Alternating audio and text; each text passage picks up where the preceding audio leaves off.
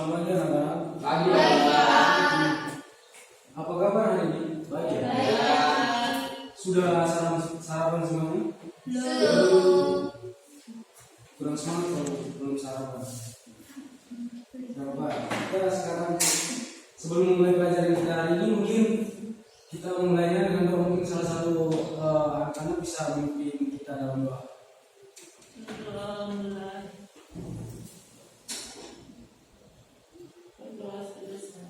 Oke, terima kasih yang telah mendoakan kita. Sekarang sebelum kita mulai pelajaran hari ini, mungkin sebelum saya memberikan materinya, saya akan mempresentasi terlebih dahulu. Yang pertama, Ursula, Maria, Hadir, Pak. Alvina, Ari Prasetyo, Pak. Eva, Hadir, Pak. Ine, Petronella. Hadir, Pak. Oke, jadi semuanya hadir ya hari ini. Ada izin. Siapa yang izin? Alfiana. Oh, Alfiana yang izin. Kurang sehat ya Alfiana? Tuan.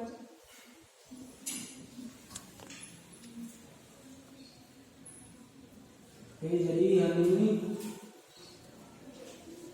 di sini saya mempunyai ada beberapa gambar di sini. Mungkin teman-teman kalian bisa lihat ke gambar yang di depan dan bisa berbagi di sini. Ini gambar apa yang depan yang saya pegang di sini? Pabrik. Ya, pabrik. Nah ini jadi gambar yang di depan ini adalah proses kegiatan dari produksi. Oke. Terus ini gambar yang kedua ini ada yang bisa makan.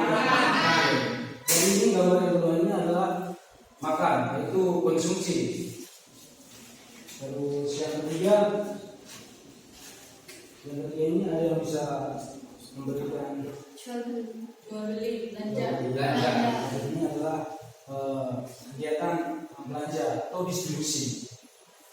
Jadi pembelajaran kita hari ini adalah tentang menganalisis peran pelaku ekonomi dalam kegiatan ekonomi.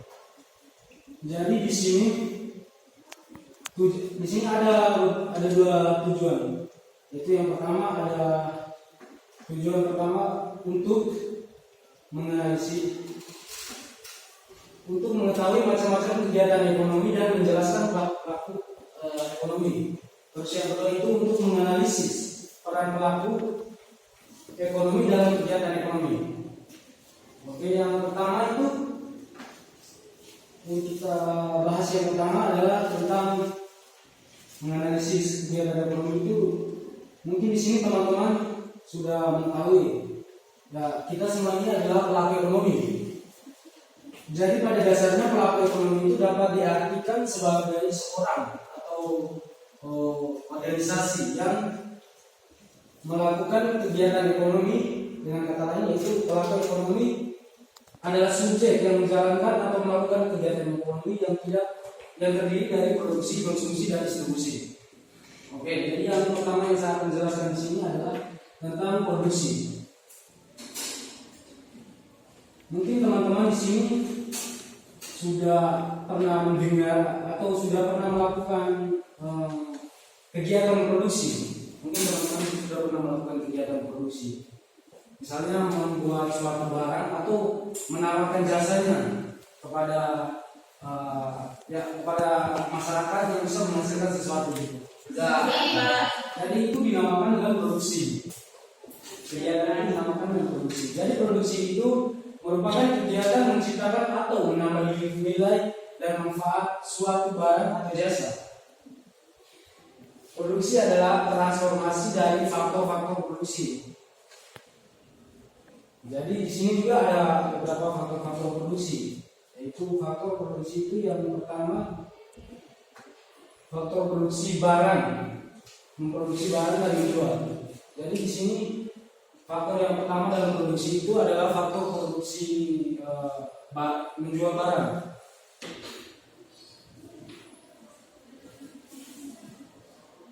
Terus faktor yang kedua itu adalah faktor faktor produksi, pengguna produksi.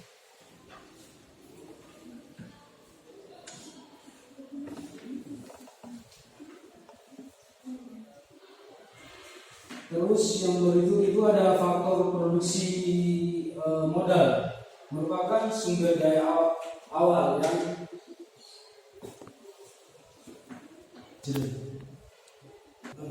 ini produksi itu misalnya contohnya itu petani yang menghasilkan padi itu adalah produksi. Terus ada contoh lagi yang kedua yaitu memproduksi minyak.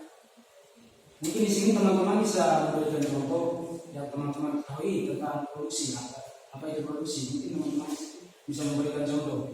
Relasi kedelai barang, misalnya menjahit, membuat sepatu, dan lebih. Oke, terima kasih Mbak.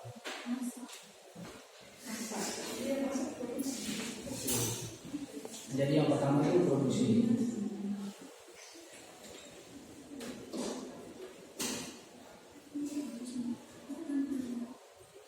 Terus yang kedua di sini ada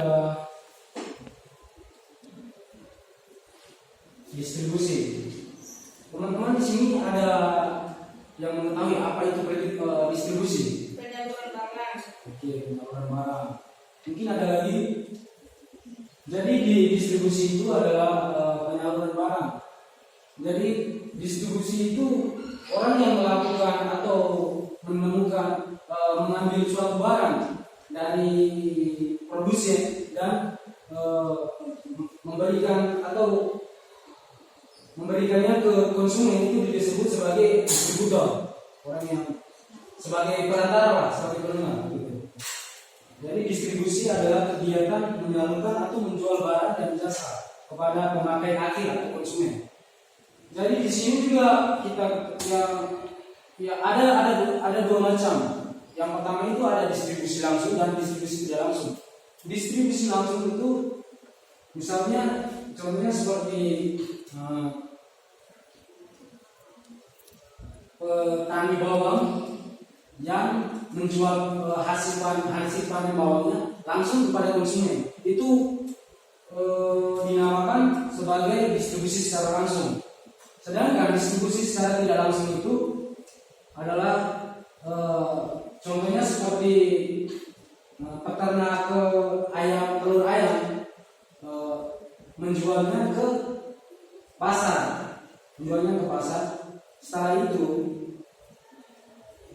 dijual kembali ke konsumen. Jadi itu disebut sebagai distribusi yang tidak langsung. Atau mungkin contohnya seperti seorang penjual yang mengambil hasil ternak telur dari peternak telurnya lalu menjualnya kepada konsumen. Itu disebut dinamakan sebagai distribusi yang tidak langsung. Oke.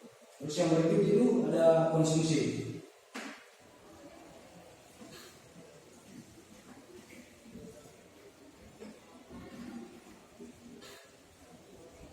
Tentunya kita di sini mengetahui bahwa kita semua ini melakukan kegiatan konsumsi. Dan sehari-hari juga kita mengkonsumsi, entah itu dalam hal apapun itu, mulai dari makanan, mulai dari internet, itu dinamakan sebagai bentuk dari kegiatan mengkonsumsi. Jadi konsumsi adalah tindakan penggunaan barang dan jasa dengan mengurangi atau menghabiskan nilai guna barang atau jasa untuk memenuhi kebutuhan. Di sini mungkin ada yang bisa memberikan contoh lain tentang konsumsi. Tidak ada. Kalau tidak ada, kita lanjut yang berikut, yaitu tentang yang berikut itu ada pelaku kegiatan ekonomi atau disebut dengan rumah tangga produsen. Jadi rumah tangga produsen di sini adalah organisasi atau badan usaha yang didirikan oleh seseorang atau kelompok untuk menghasilkan barang atau jasa untuk memenuhi kebutuhan masyarakat. Jadi itu adalah peran dari rumah tangga produsen. Jadi untuk memenuhi kebutuhan konsumen. Jadi yang pertama tadi itu ada produksi ya. Produksi, terus yang kedua itu ada distribusi.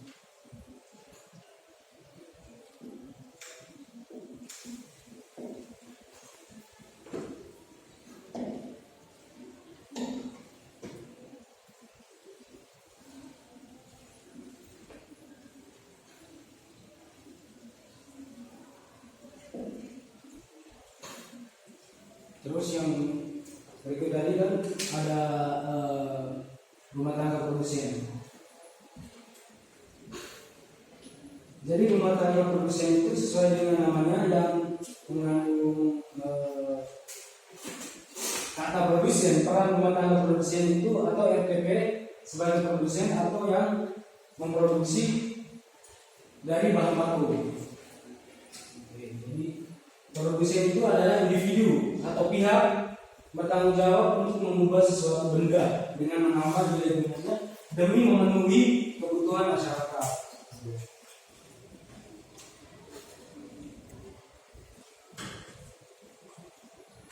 Kegiatan ekonomi yang dilakukan dalam rumah tangga produsen adalah yang pertama itu memproduksi benda dan menjual hasil produksinya tersebut kepada rumah tangga konsumen. Terus yang kedua, pengguna faktor produksi seperti sumber daya alam, sumber daya manusia, modal, teknologi, dan lain-lain. Terus yang ketiga itu dia ini peran rumah tangga produsen itu juga sebagai agen pembangunan. Jadi rumah tangga produsen di sini berperan juga sebagai agen pembangunan di suatu wilayah atau negara, yaitu bisa membuka peluang untuk para pengangguran. Jadi itu adalah peran dari rumah tangga produsen. Terus di sini juga ada rumah tangga konsumen. Jadi rumah tangga konsumen merupakan individu atau pihak dari masyarakat yang melakukan kegiatan konsumsi akibat adanya kebutuhan yang perlu dipenuhi. Jadi peran rumah tangga konsumen di sini bertindak sebagai masyarakat umum yang membeli barang atau jasa. Terus yang peran yang kedua itu sebagai pemasok faktor produksi yang menyediakan faktor produksi seperti sumber daya alam, sumber daya manusia. Terus yang ketiga, yang berikut itu ada rumah tangga negara.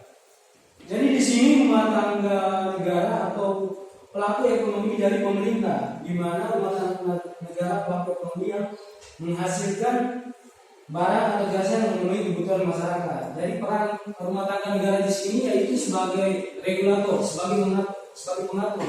Jadi mengatur proses kegiatan perekonomian dalam sebuah negara. Jadi peran rumah tangga negara di sini yaitu mengatur secara baik atau tidaknya perekonomian sebuah perekonomian negara itu berjalan.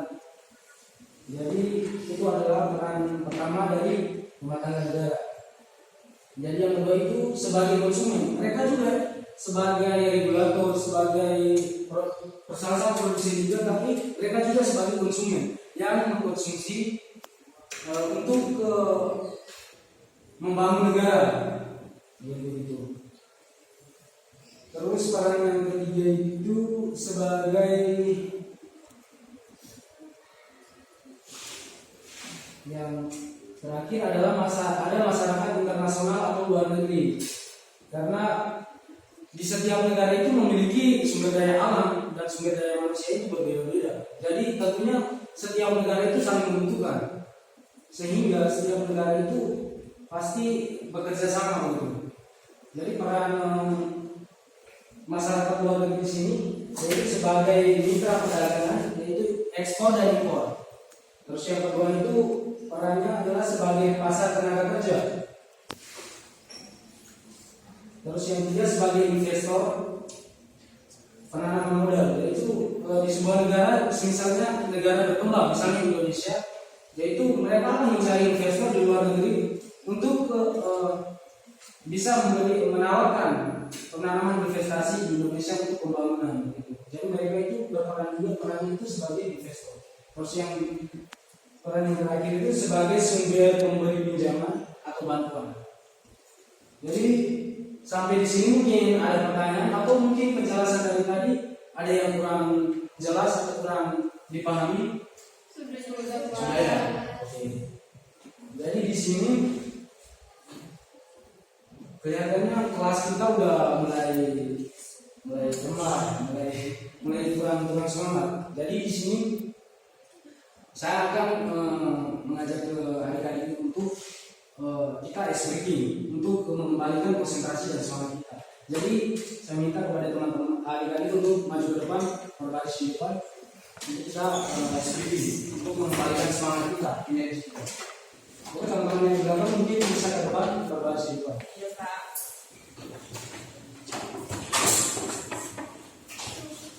Jadi di sini ada permainan yaitu namanya tepuk pagi, siang, dan malam. Oke.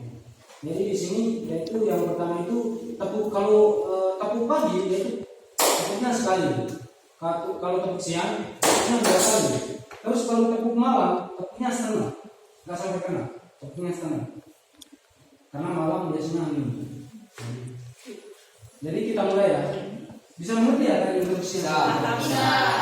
Jadi pertama itu tepuk ke pagi, tepuk malam. Tapi itu harus konsentrasi. Kalau tepuk malam setengah, tepuk malam setengah. Oke, kita ulang sekali lagi. Tepuk pagi, tepuk siang,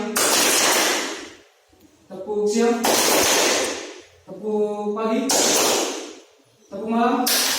Berarti masih belum konsentrasi, masih belum kompak. Oke, kita ulang sekali lagi.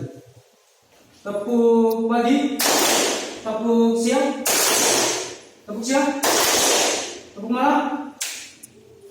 Oke, udah mulai kompak dan mulai konsentrasi. Sekali lagi ya, sekali lagi. Tepuk malam.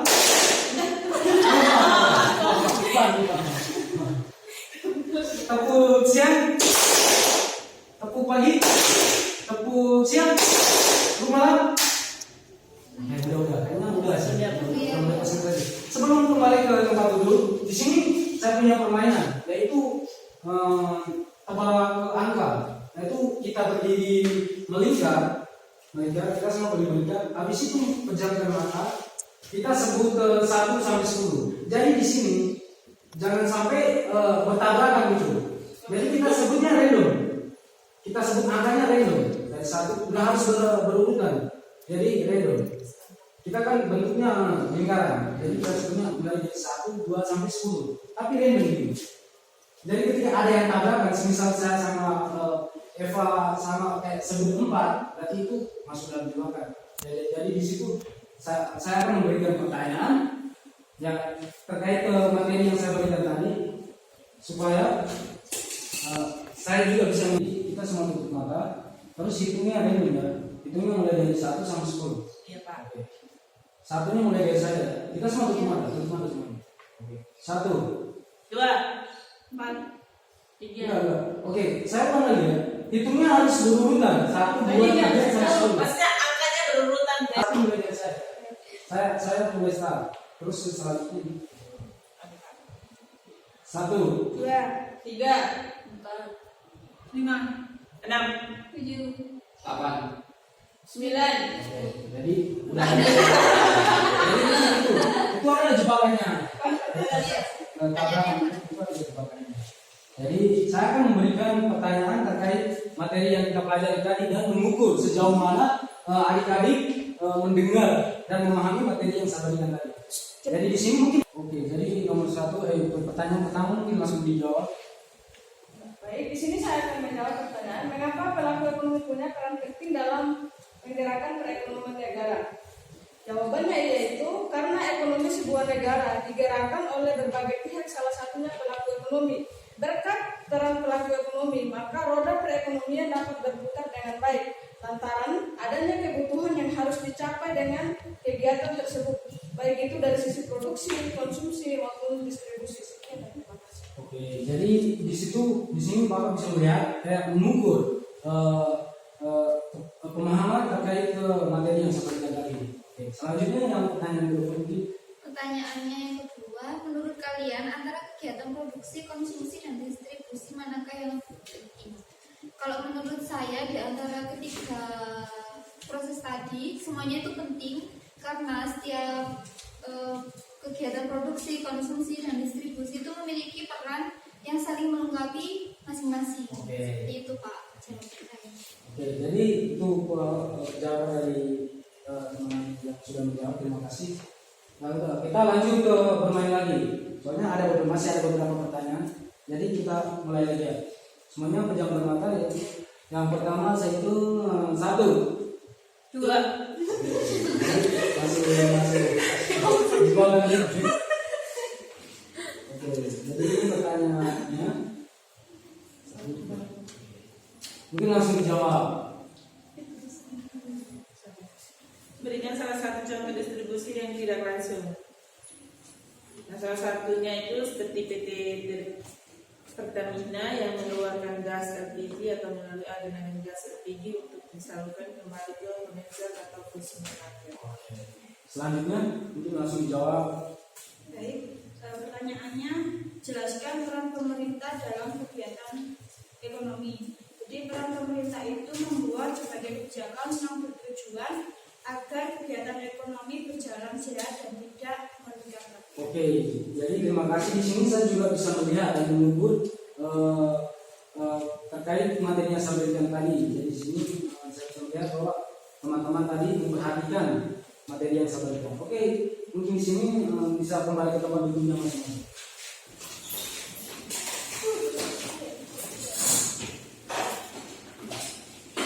Oke, itu adalah materi kita hari ini.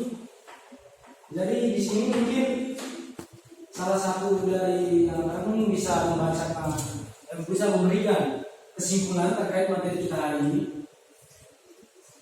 Oke, silakan. Mbak Eva. Jadi kesimpulannya itu pelaku ekonomi dan pemerintah sama-sama memiliki peran yang sangat penting dalam pembangunan perekonomian di Indonesia untuk mewujudkan kesejahteraan bersama segenap masyarakat Indonesia yang merata dan pelosok. Oke, terima kasih Mbak Eva. Jadi itu adalah materi kita hari ini dan sudah disimpulkan oleh teman kita, oleh adik kita Mbak Eva tersebut. Jadi di sini mungkin saya mau kita memberikan aplaus untuk kita semua. Karena sudah menjalankan tugas kita masing-masing, yaitu saya sebagai guru yang memberikan materi dan kalian sebagai anak-anak yang sudah mendengarkan materi yang saya berikan. Jadi mungkin hanya itu saja materi kita hari ini. Saya akhiri, mungkin ada salah kata dalam pelajaran tadi, saya minta maaf dan kita akan ketemu di pertemuan berikutnya. Terima kasih, selamat siang.